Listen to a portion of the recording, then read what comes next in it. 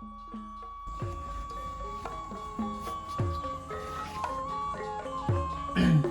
teman-teman, perkenalkan nama saya Nana Sutisna. Di sini saya akan sedikit menjelaskan tentang alat musik dari Sunda, yaitu ini kendang. Bisa juga disebut kendang jaipong untuk sekarang. Untuk lebih lanjutnya di next video. Dalam penelitian buku Timbul Haryono, sebelum adanya nama kendang, pada saat itu alat musik ini disebut damaru.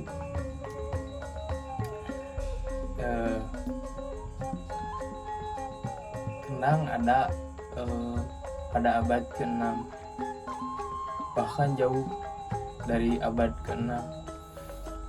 Dapat dilihat melalui relief Candi Borobudur. Ada yang menyerupai alat musik kendang. Secara etimologis, menurut Timbul Haryono, istilah kendang terbagi menjadi dua dari suku kata, yaitu ken dan dang. Ken kependekan dari kata kendali, dan dang kependekan dari kata padang yang artinya cahaya atau penerang. Fungsi dari alat tepuk ini tersendiri untuk mengatur tempo, irama, dinamika, yang artinya untuk mengarahkan. Jadi untuk mengarahkan sebuah tempo atau irama dan naik turunnya dinamika. Dalam kendang tersendiri ada bagian-bagian tertentu yang disebut rawat, wongku, ini bisa disebut juga ali-ali, dan kulubung. Dari bagian-bagian tersebut fungsinya untuk talira rawat, fungsinya yaitu mengencangkan dari wongku ini, untuk mengencangkan membran bagian kemprang, ini bisa disebut kemprang atau kumpiang, atau bisa disebut juga congo. Jadi fungsi talira rawat untuk mengencangkan kumpiang ini. Dengan adanya ini, terus untuk menyetemkan suara tinggi rendahnya nada, jadi si ali-ali ini dinaik turunkan, tergantung kita sebagaimana mencari nadanya, tinggi atau rendahnya, ada di ali-ali tersebut. Dan sama ke dua buah ini juga, ini disebut juga dengan kulanter, atau yang ini bisa disebut keplak, dan yang ini kentrung. Sama bagian-bagiannya, ada kulubung, ada talira rawat, dan ada ali-ali dan wongku. Nah, jadi ini keplak, kentrung, ini bisa disebut juga kendangnya.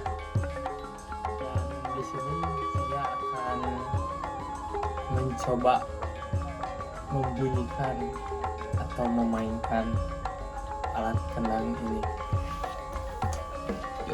Di sini ada beberapa nama atau bagian kendang.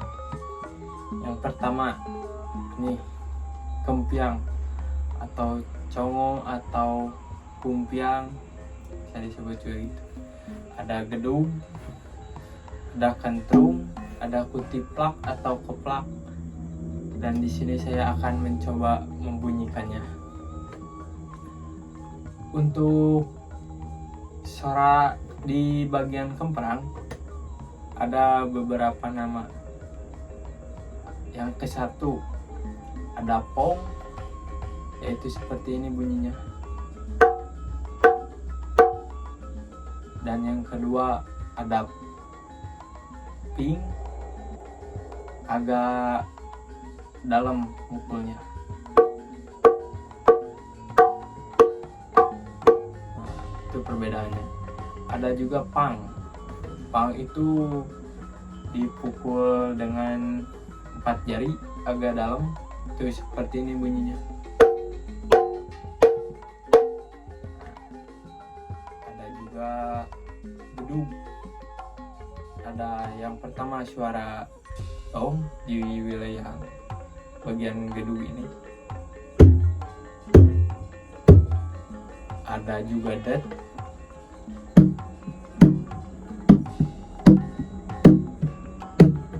Ada juga dededet.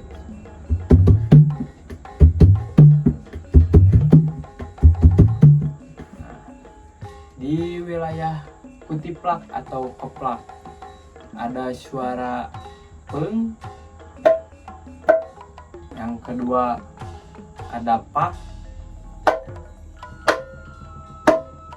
Dan yang ketiga ada pak pak. Dan untuk membunyikan suara-suara yang tadi yaitu peng dengan 1 jari telunjuk.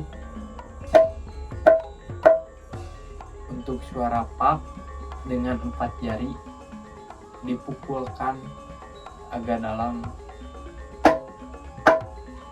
Dan untuk pak dimatikan sama seperti pak tadi, cuman dimatikan secara pukulannya.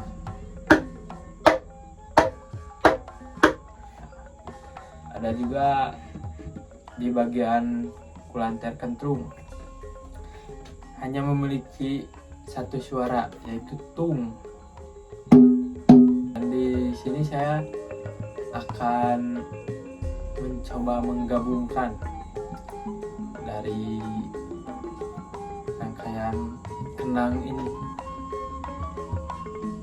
Saya di sini akan mencoba sedikit yang saya ketahui. Nada mikilan hati,